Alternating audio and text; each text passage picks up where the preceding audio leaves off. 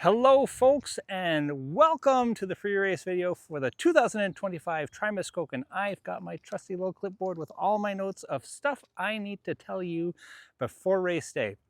So I hope you're excited. We've made some minor tweaks to this year's race to make it run more efficiently, smoother, less anxiety provoking for you guys.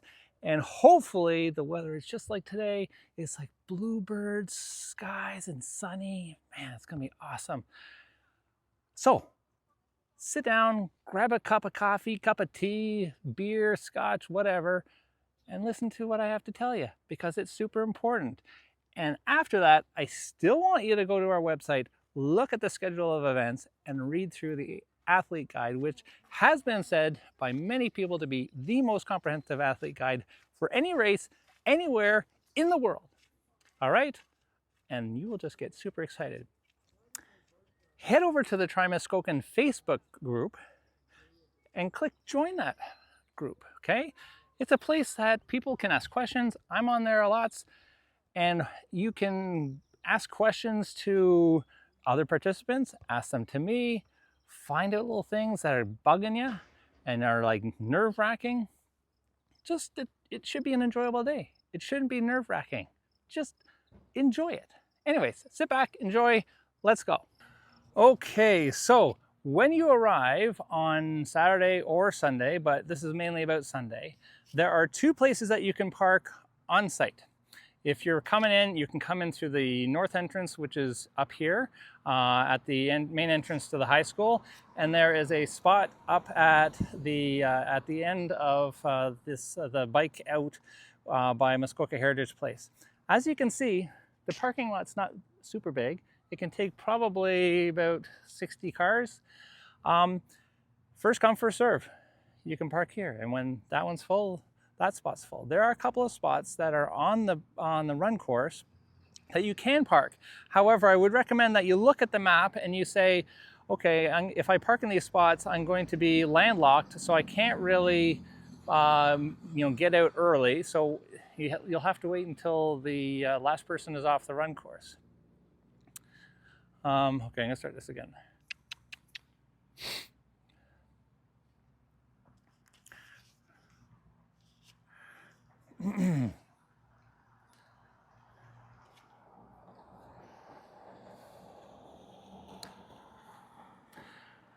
Okay, parking. So when you arrive, you have two options for parking on site. One is in this parking spot here, which is down by the high school. And there's another spot that's up by Muskoka Heritage Place. And that's where the bike out goes. So there's about 60 spots here. There's about 30 spots at that spot. First come, first serve. There's another couple spots behind the Active Living Center where there's a parking lot. And it's right on the run course. It's really hard to get to, but if you do park there, you're kind of landlocked until the race is complete and everything's starting to be taken down. There's a spot at the end of the run course at the run turnaround that has lots of parking. It's about a 5-minute bike, 10-minute walk to the transition zone. But it's going to be a little tricky for you to get out, but not impossible. It's just a little walk away. So again, first come, first serve for any of these parking spots. There's tons of parking in the residential area behind me here. Just make sure you don't park on the wrong side of the street because there's parking on one side of the street and not on the other. If you park on the side that says no parking, you're going to probably get a ticket. I know the cops go there a lot, so please park in the right spot. We do have volunteers here. Do not give them a hard time. Every year somebody gives them a hard time, and we just ask, be nice to the volunteers. They're not here to be mean. They're just helping manage the area, okay? So parking here, parking there, parking in behind if you really want to get in and get landlocked. But otherwise, have parking up in the residential area. Bring your stuff in. There is no turnaround, no bike drop-off, no gear drop-off up here. So when you are ready to park, grab all your stuff, walk in, okay?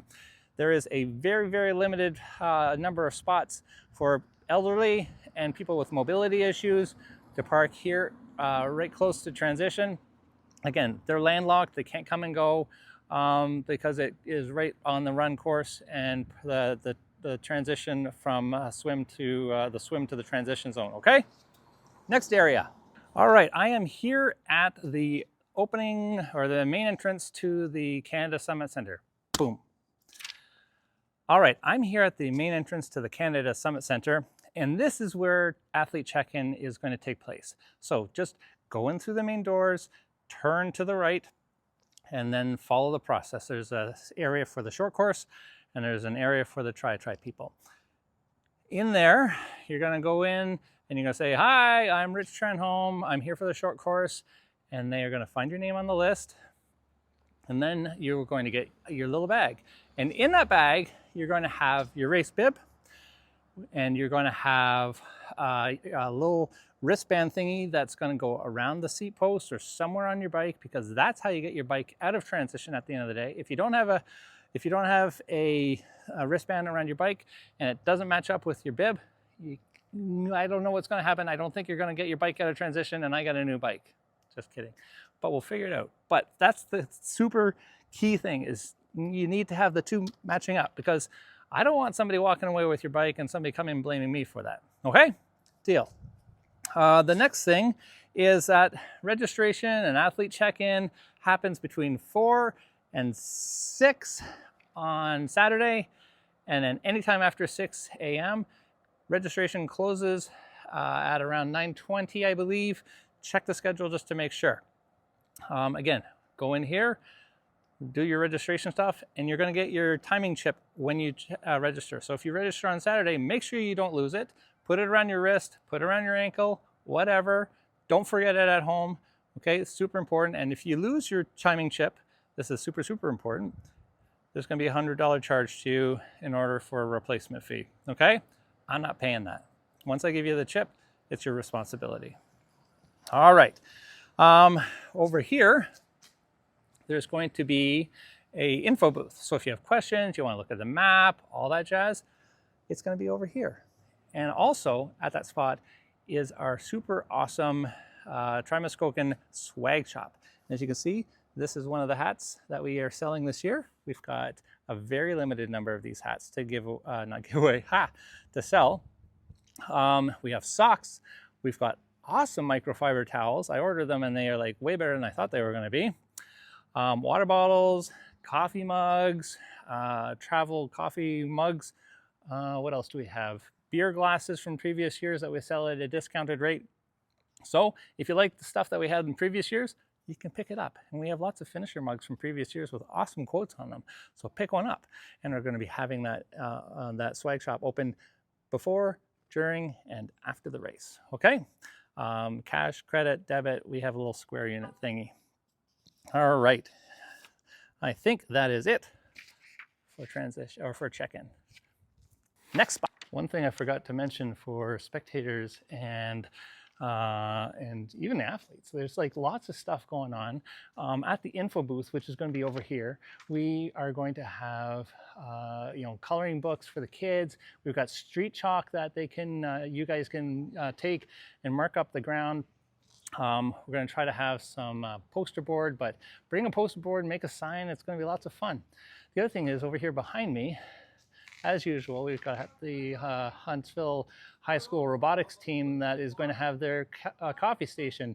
Threshold Coffee is going to be there as well, brewing up some awesome coffee. They've got some muffins, they've got water, they've got some pop and juice and all this stuff. And all the money goes towards the robotics team. This robotics team is amazing. They made it to the World Championship this year. Unfortunately, it costs like 50 grand a year to build and design and execute the robot. Every year they got to raise this. So this is a big fundraiser for them. So I hope you guys can help them out. Instead of stopping at a local organization or something on the side of the highway, yeah, stop and grab a coffee from these guys and help them out with their fundraising.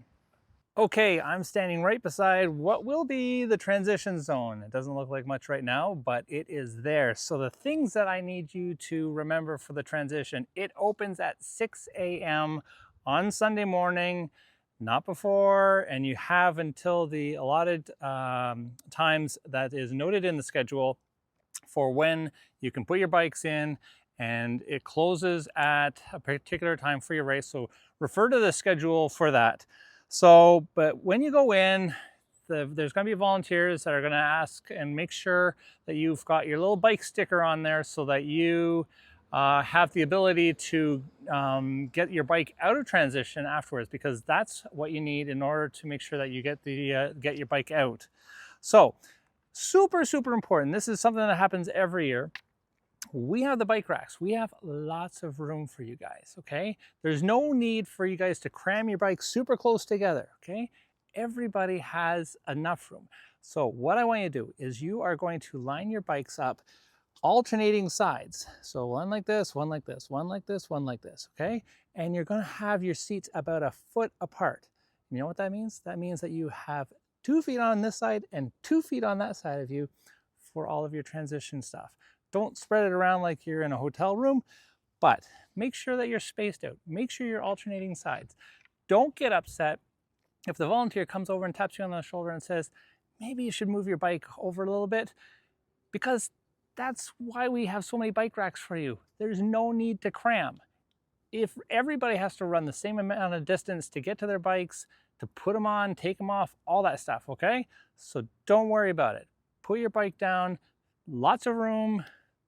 Don't give the volunteers a hard time when they ask you to move your bike if you're too close to somebody else. As you can see up here, this is where you're gonna get on the bike about here, and then you're gonna go up this hill. Make sure your bike's in a low gear. Don't have it in a high gear, because if it's in a high gear, you're gonna grind it out, or you're gonna actually pop the chain off the ring. So make sure it's in a low gear. It's okay, you spin your legs up. Your legs are gonna be feeling weird from the swim. So that is what I would recommend for you guys to do, okay? Before heading over to the train station, which once you've racked here, you're gonna head over that way, which is where the train station is, and it's about a 5-minute walk, okay? Make sure that you have everything. You're wearing you've got your swim cap, you got your swim goggles, you got your wetsuit if you're wearing it, you got your timing chip on your ankle, which is super important, and you're ready to go. Don't worry about bringing stuff down there like a hoodie or your shoes, because that's why we give you a bag at the check-in with your number already written on it, so that you can take that little bag and anything you take down to the swim start, you can put that stuff inside the bag. And there's Peter, the bag keeper, who is down at the swim start. You just put all that stuff inside, you tie the handles on the bag, and you give it to Peter and say, Peter, thanks. And he'll put it in the back of his truck, and he'll bring it here to transition, where he'll put them on the ground. He doesn't organize them, so it's a little bit of a hunt and peck and find your stuff, but your stuff will be here at transition for you after the race. Very, very important. This is something that is a bone of contention every year. It creates frustration on the volunteer side. It creates frustration on the athlete side. Transition will not open, full stop, until the last person is out on the run course after they've come in from the bike from either race. Duathlon, swim bike, tri, short course, doesn't matter. Nobody's out on the bike course, and that's when we open transition. It's sometime around 11 o'clock in the morning.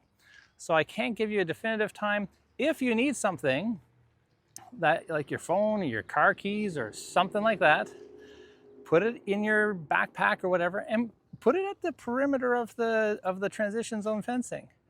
There's hundreds and hundreds of bags there.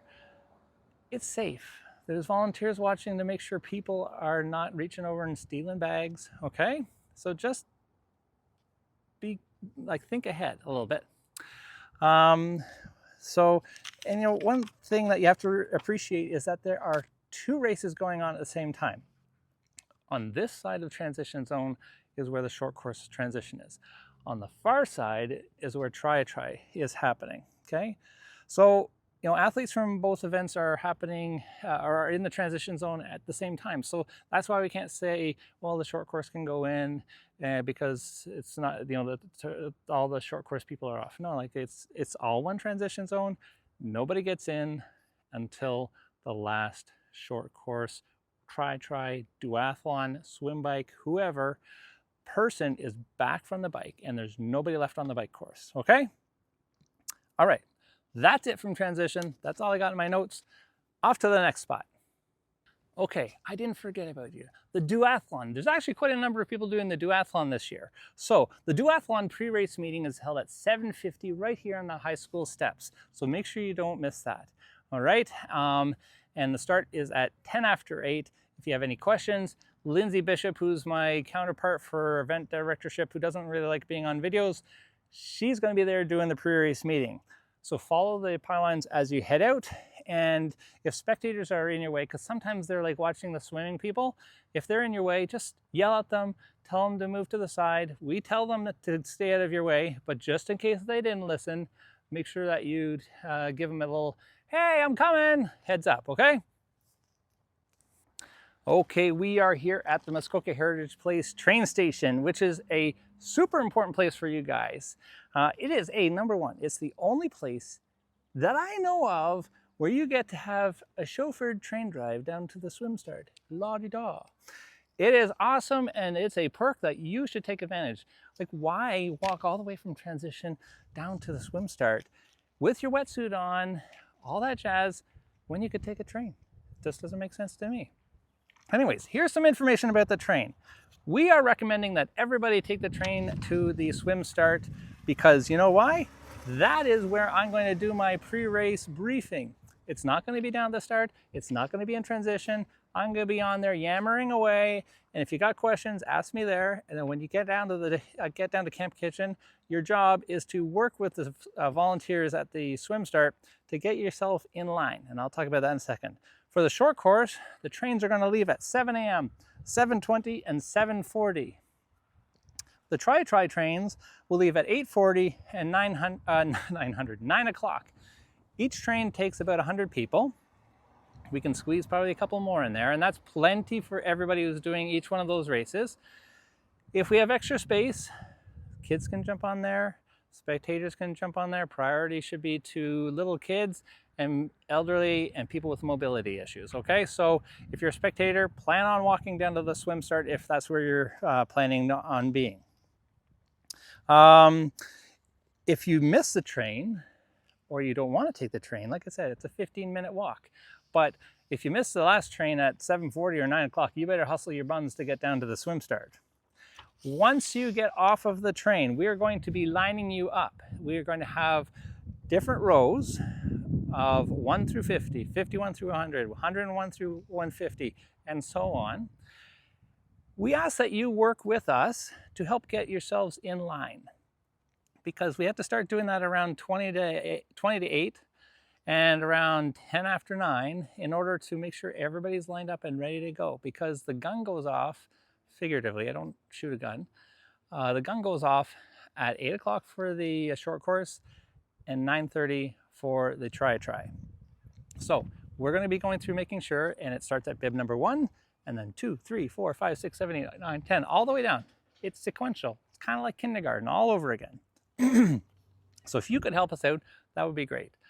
For the short course, the swim start is going to start on the land now, okay? Like last year was in the water. Previous years we did a mass start. The groups of 5 every 10 seconds worked really well last year, except it was hard because people were in the water. So we're going to start on land. There's going to be a place that people have to cross. We don't have a start timing mat, but we are giving the timing people the order in which people are going to be going in at what time. So the first group is group 1, 2, 3, 4, and 5. And then behind that, there's going to be another row of 5 people. And behind that's going to be another row of 5 people.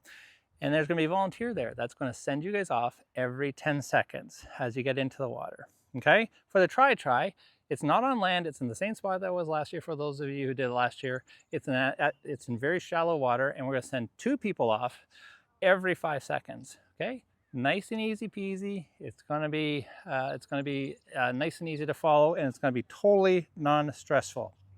Okay? So take the train. That's the key. It's an awesome train. Why wouldn't you? Anyways, let's go to the swim. Okay, I'm down at Camp Kitchen, which is the swim start, and I wanted to give you a little bit of a visual. So this is the train tracks. The train's going to come over here. You're going to get off the train, and then there's going to be those lines that I told you about 1 through 50, 51 through 100. Try to self-organize, and our volunteers will help you. There's going to be a ton of volunteers down here as well. The swim start, like I had mentioned for you, the the short course is there's going to be a ramp built into the water here. There's going to be a nice covering mat on there, and that's where the swim start's going to be. You're going to swim out 130 meters, turn to the left, make sure the buoy's off of your left shoulder. You're going to do another 50 meters. You're going to turn around the next buoy, and you're going to make sure that's off to your left shoulder, and then you're going to swim down the river. When you go down the river, there's going to be some buoys just for sighting. They're going to be cylindrical. The turn buoys are triangular. And so the turn buoys, there's one out there, one here that's the second turn, and the last turn that everybody, including the tri-tri, because that tri-tri people, you only need to go around one buoy, is the last buoy. And it's right at the swim exit. You have to go around that and make sure it's off of your left shoulder so that you go around it. If you go cut the corner, the volunteer is going to say, get back in there, go back around the pylon, or back around the buoy, and then you can get out, okay? That's the swim start. Okay, I am down here at the swim exit for the swim, and what I need you guys to remember is that when you're coming out to the swim, okay, let's start that again. All right, start that again.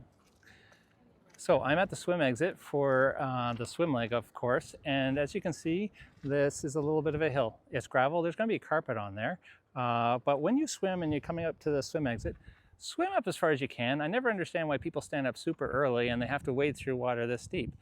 My kind of rule is swim until your hands start to hit the dirt, and then stand up at that point. There's going to be volunteers there that are going to help you out of the water. It's a little rocky and a little rough at the swim exit. I'm trying to source out some rubber mats to make it nice for your feet. But when you get out of the water, you can stand up. Sometimes you're going to feel a little bit woozy and dizzy. So don't worry about that. That's totally normal. When you come up the hill, either walk or jog up the hill. And then when you come up at the top of the hill, you're going to come over here and turn to your right. And there's going to be all kinds of spectators. But most importantly, there's going to be some wetsuit strippers there. And they're going to help you take your wetsuit off. And that's super important because if you have to run 200 meters to get to the transition zone, your wetsuit is going to be stuck to you like glue. And it's going to be really hard for you to get it off. So take the 10 seconds and let our volunteers help you get your wetsuit off, carry it in your arm, run. And the nice thing is you're also going to dry. So when you go put your socks on for the bike course, your feet are going to be dry. There's going to be probably some sand on there. That's going to happen. No worries. And brush your feet off and away you go. Okay? For your spectators, the spectators are going to have a little sort of roped off area here that they can watch. And there's going to be all kinds of spectators all along here cheering you as you come in. Okay? Music, celebration, have fun, big smiles. There's going to be a photographer here taking your picture. That's the swim exit. All right. For the bike course, you must clip up your helmet before taking your bike rack off. All right, for the bike course, you must clip up your helmet before taking your bike off of the rack. If you don't, there's going to be Triathlon Ontario officials there and the volunteers that will tell you, go back, put your bike on, clip your helmet back up, and then take it off. If you don't, that's a penalty. You're going to cost yourself, I don't know, 3 hours of a penalty. But just do it. It's simple, it's safe, and make sure that you do it, okay? It's 1 second's not going to make that much of a difference. As you come out, you're going to run to where I'm standing here right now, which is the dismount line. You cannot get on your bike until you have crossed that line. When you are crossing that line, you're going to see you're going to go up this hill, like I said earlier. When you go up that hill, it's not a good idea to be in a high, hard gear, okay? Make sure that your bike in transition is on a low gear so that you're not grinding it up this hill. Your legs are going to feel a little weird after being in the swim anyways, or just finishing the run from the duathlon. So make sure it's in a nice, easy gear for you, okay? Brunel Road, which is up there, you're going to turn left onto it. There's going to be a police officer. There's going to be a volunteer there. That road's not closed to traffic, okay? Everybody has had a notification in local newspapers and the radios, so they know the race is happening. We said be kind, be nice to the motorists or to the cyclists. However, at the same time, you guys got to do your part. be kind to them. Share the road means that the cars share with you and you share with the cars. So if you are not passing somebody, stay on the white line or in the little bike lane that's going to be there. I asked Fowler Construction to sweep the road so you have as much space to bike on the shoulder if possible. You have to keep 2 bike lengths back from the bike in front of you. If you're going to pass, you have 30 seconds to pass them. And the nice thing to do is as you're approaching them, you say, on your left, and then you pull out and you go around them. Once you've gone around them, they have to back off to 2 bike lengths behind you. If you're getting passed, then you have to drop back.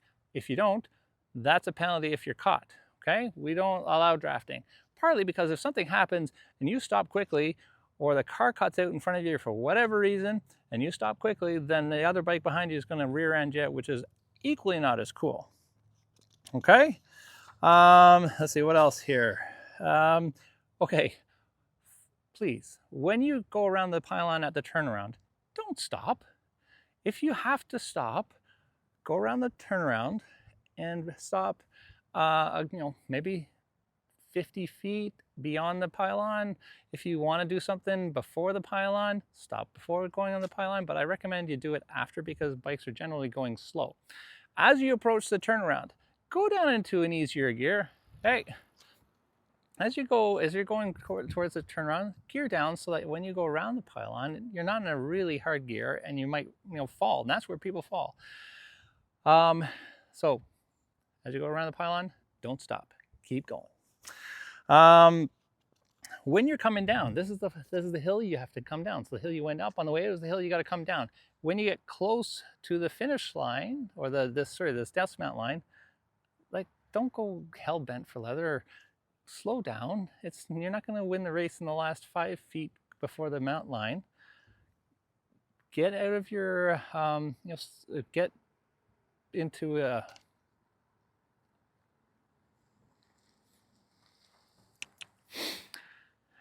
okay, when you're coming down this hill, don't come down super fast when you're coming towards the dismount line. Slow down. You're not going to win the race here. So when you coming down this hill, come nice and slow. I've seen too many people, at least one person every year thinks that they're going to win the race, and they come down super fast, they jam on their brakes, and they go ass over tea kettle at the dismount line, and they fall. And that's not good for them. It's a little embarrassing, but nobody's going to win the race, and you're going to hurt yourself. So be nice, be slow. Come down here, run into transition, leave your helmet clipped up, put your bike on the rack. That's when you can take your helmet off, okay? Awesome.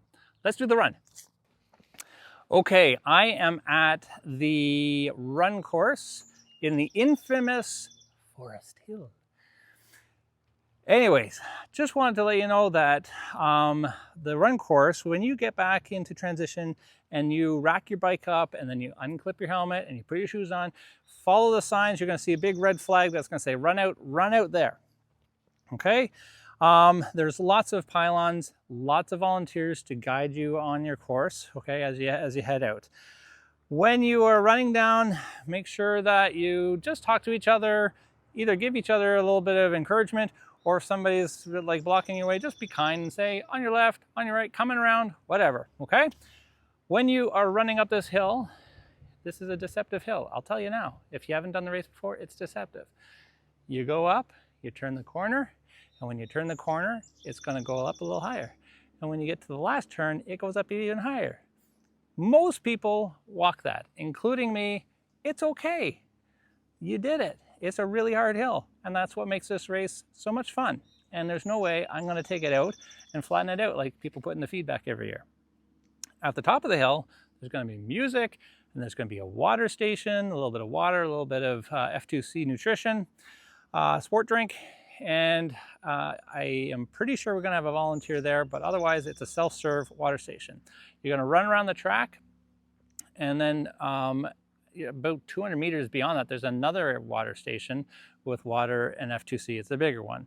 So if you just need a little sip of some refreshment once you get to the top of the hill, take a sip, take a break. There's some garbage cans. Make sure you do not litter because we do not appreciate it if you throw your stuff onto the ground.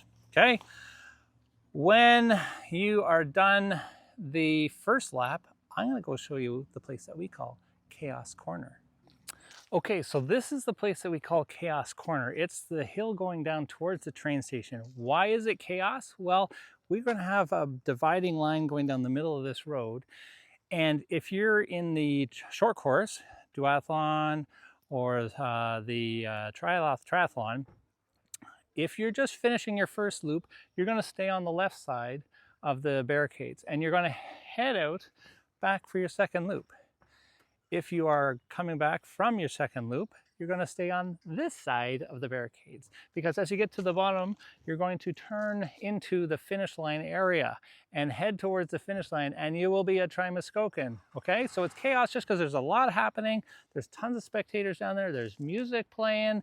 It's just busy, but it's a good kind of busy. So just keep your heads up. Listen to the volunteers. Don't go into the wrong side, because you will probably have to come up and around because there's hard barricades. And just make sure that you're on the right side of the fence when you are coming down from your first lap to head out onto the second lap or head towards the finish line on your last lap. Triers, you don't have to go into a second lap. You just stay here on the finish line side and away you go. And then you'll be a TriMuskokan, okay?